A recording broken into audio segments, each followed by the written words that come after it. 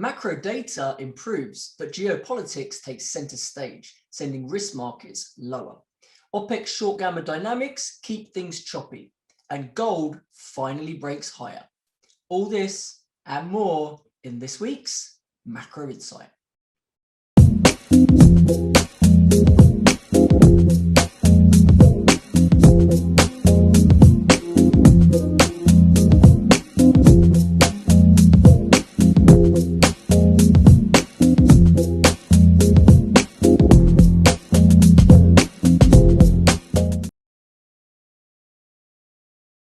Welcome back to Macro Insight.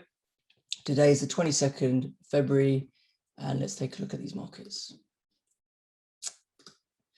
So what was going on last week? Well, last week's macro data was largely positive, right? So we had global PPIs decelerating in the US, China, and the UK.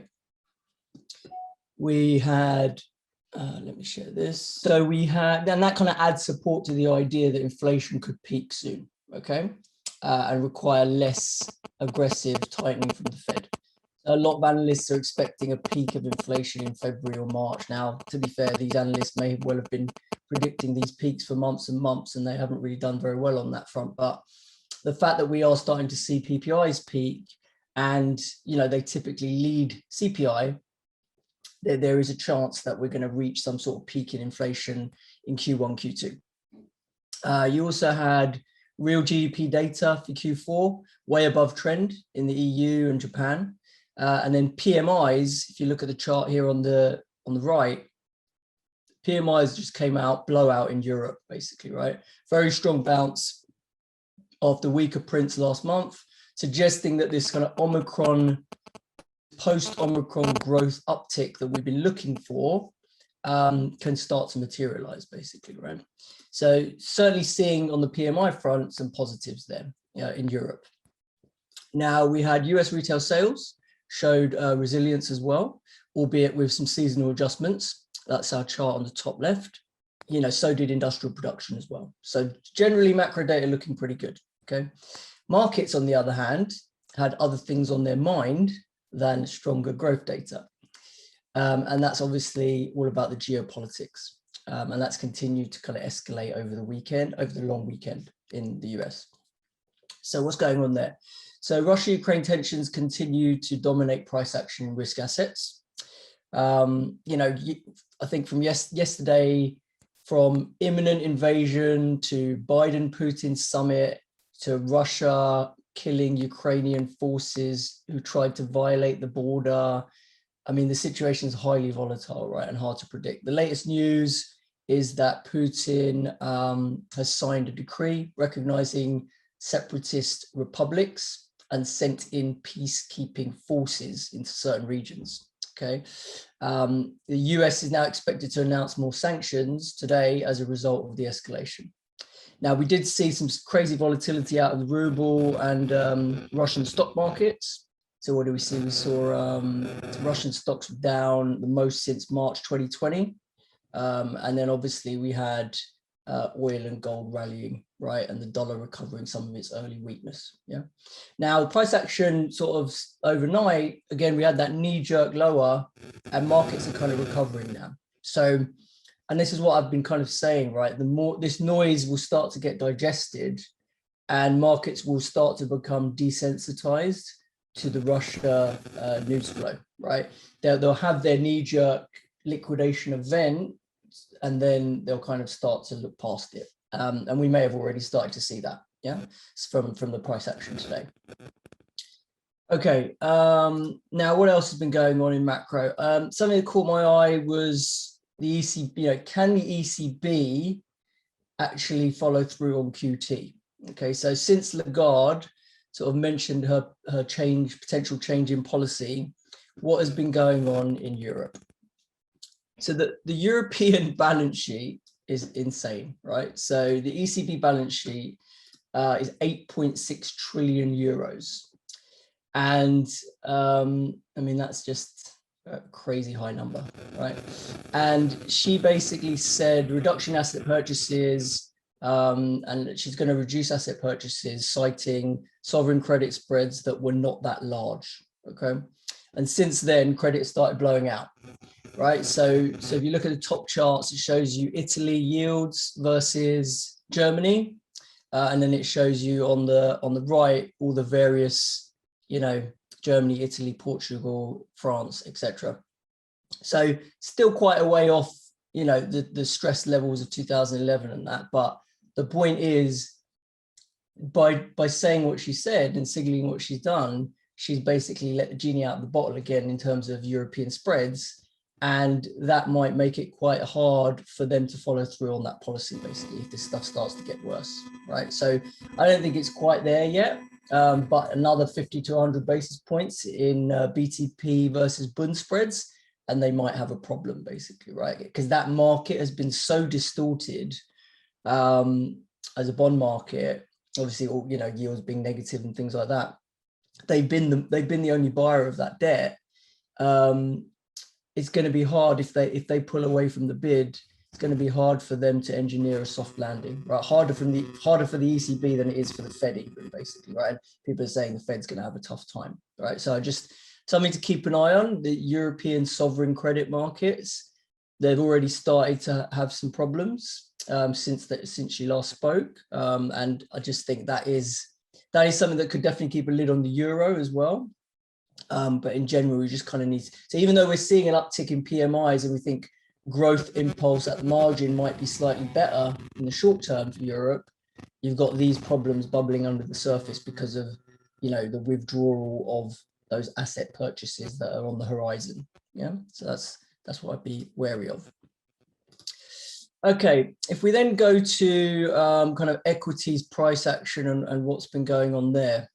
See, last week, you had your combination of OPEX short gamma dynamics, which is said is probably going to keep markets choppy, and ongoing concerns around the need for the Fed to create more volatility through a Volcker moment, as is being coined by Zoltan Pozar's piece, right, which I put out on my Twitter and will be in the report this week, the link to that. And then obviously the seemingly escalating conflict, Russia-Ukraine, all of that was enough to see the S&P continue lower over the week. Yeah. Now, slicing through that support of 43.30, haven't quite managed to touch 42.30 again. So, that wick got pretty close overnight at 42.50, but so far we've held that key support. So, we were within a whisker of those Jan lows. So, the type of intraday swings that we were seeing, it seemed likely that would be retested when the US opened today, basically, right? So let's see. Now that we've bounced quite a bit off there, we'll see if that's done. Basically, if we can retest, I think we might have already got as close as we're going to, but if we can retest that level or hold those lows, then we can draw some comfort from the idea that we're getting, positive bullish divergence coming from the momentum indicator. So you can see here, momentum indicator making a little interim low there, a higher low there relative to spot prices, pretty much retesting those lows. So if that manages to hold, then we've got our bullish divergence that we like to see, and increases the chance of a bullish sort of impulse move higher, basically, right? So, we were looking for that final test down after January. We didn't think the move down was complete. Well, we're starting to see signs now the move is looking more complete with that bullish divergence. Okay. Now, the NASDAQ obviously remains the worst performer of the major US indices as tech has become completely out of favor with portfolio managers, whereas cyclicals, especially banks, are more owned. Obviously, we went long some banks via those KRE calls. I suppose that trade is getting a bit crowded now, most likely, given that everyone loves the banks because of high yield, the high yield story. So that's something you don't want to necessarily get overexposed to, maybe. I still like the idea that we've got some legs higher in the market from these sort of beaten up levels, and I think the banks will do well on that rally. So I've still kept kind of 3/4 of my position in those calls, but I'll be looking at potential rolling or exits towards the end of February, most likely, in that trade. So that's kind of what the S&P price action has been looking like. If we then go to what the options positioning's looking like. So I'll bring up the good friends spot gamma charts here.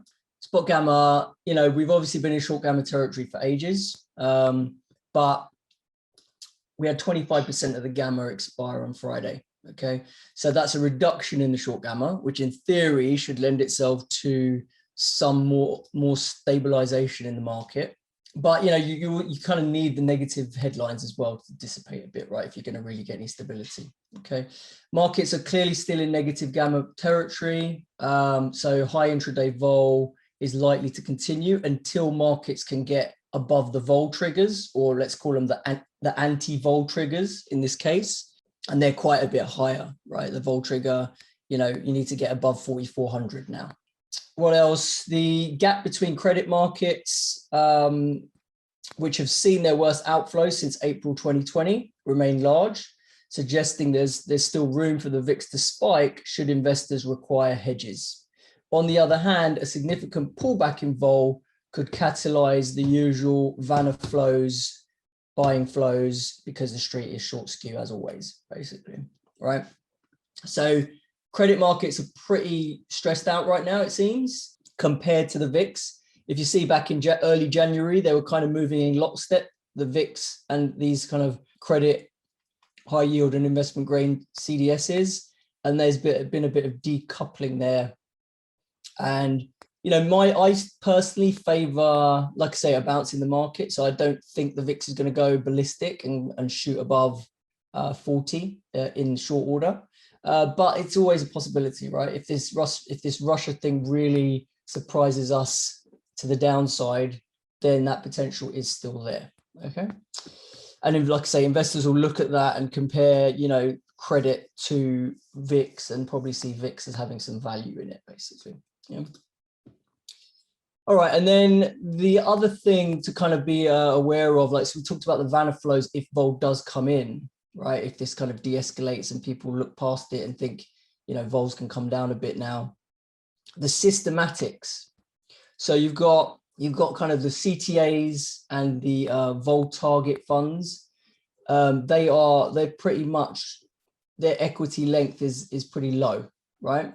So let me share this. Hold on. The vol bid that we've seen on Ukraine, Russia, if that can dissipate, and we know that's big if, right? The systematic space has a lot of room to add equity length, and that could fuel a counter trend rally. Now, that being said, these guys can also sell more exposure if vol spikes more, right? So keep an eye on volatility in coming weeks, because for now, the vol spike is yet to eclipse the January vol spike, which gives me some comfort, right? That maybe, you know, maybe risk assets are finding a bottom, you know, similar to that volatility divergence that we saw, you know, a few weeks ago that I pointed out, where the NASDAQ kind of reached back to its local lows and the VIXen didn't manage to get higher to its highs, you know, starting to see similar things in the VIX, basically, in the S&P. So that gives me some comfort, basically, that we may be putting in a local bottom, basically. Then if we look at treasuries, what's been going on in the rates market. So obviously the March meeting for the Fed had got as high as pricing in 50 basis point hike a week or two ago. That's kind of come back quite dramatically now. So you can see here, probability of a 50 basis point hike is only 16% now. Okay, so really priced that out quite a lot. And you know, there's been some pushback from other Fed members against the Bullard comments, but the reality is, you know, they bought themselves a lot of optionality, and it still wouldn't surprise me if they did end up hiking 50, because I think effectively that buys them more optionality for the rest of the year. And the markets, even though it's not pricing it in right now, 2 weeks ago it was fully pricing it in, right? So I feel like the market will be able to digest the 50 basis point hike. So why not do it, right? If the market can digest it and it buys you optionality. So for people who agree with that sentiment, you know, given that it's only gone down to 16%, and you've got to think 25 bips is probably a done deal, right? Then actually there's some optionality there in shorting that March Euro-dollar future, because it's not got much to lose in terms of if they deliver a 25 bip hike. And if they deliver a 50, then it's got some room, quite decent room to go down, right? So there's a bit of optionality there to play a potential 50 pip hike. Yeah. Then if we look at the longer end of the curve, 10-year briefly broke 2%, obviously, but then reverted back towards the average, the 20-day average in this case, back towards sort of 190, went a bit lower than that actually overnight. So, you know, one of those things, right? The flight to quality bid, the safe haven bid of treasuries is alive and well, which would kind of bring some comfort to those risk parity types that bonds actually did catch a bit of a bid as things were looking a bit ropey.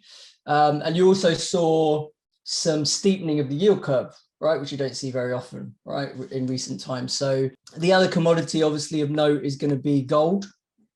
Finally found its catalyst that it had been looking for in geopolitical risk. You know, inflation, people are going on about inflation being catalyst for gold, well, it didn't seem to be, right? We've had inflation on the radar for ages now. Now, we had kind of flagged that we started to like the price action in gold, even though, you know, it had been boring for a long time. We'd started to like the price action because it was decoupling from the latest real yields move higher. And it was looking like a break of that long-standing triangle was on the cards. And that did end up breaking. It broke to the upside. So I said on a break, long calls were probably the sensible trade, given that vol remained quite low and would likely go higher in a rally, as it often does in gold. So you can see here previous kind of spikes in gold price, which is the pink line, you know, often take vol with it, which is the orange line. So that was how I played it. It wasn't a massive position for me because it wasn't a strong conviction trade for me because gold's just been a bit boring and lackluster. And even now, you know, of that small position in gold that I got long some end of March 1900 calls. I've let half of them go this morning, right? So I'm not convinced this geopolitical bid in gold is going to persist for that long, right? Because, like I say, I think this noise on Russia is going to start to dissipate soon. Okay, so I've kept some on the book, but I've taken some profit. I mean, those calls have done well. They've kind of, I think they've done 3.5 times their price in short order, but yeah, there's definitely a risk that gold could, you know, give back some of these gains if the geopolitical stuff kind of dies down a bit. Okay, now the next level, if you want to hold on to these positions on gold and you think it goes higher, I think 1950 is another area of resistance that we could get to. So that would be maybe another level to think about taking some chips off the table. Yeah. Thanks for watching, guys. If you like this content, please subscribe to our channel, give the video a thumbs up, and hit the notification bell so you don't miss out on future videos. To watch the entire macro call, which includes the live Q&A and a walkthrough of all my top trades, you can sign up for a free trial to Macro Insight. If you join our exclusive trading community, you'll get access to our Telegram group, and you'll also get weekly market reports summarizing the macro call. The link is in the description to the video. And for more information, you can connect with us on socials, or you can visit our website, options-insight.com. Thanks a lot.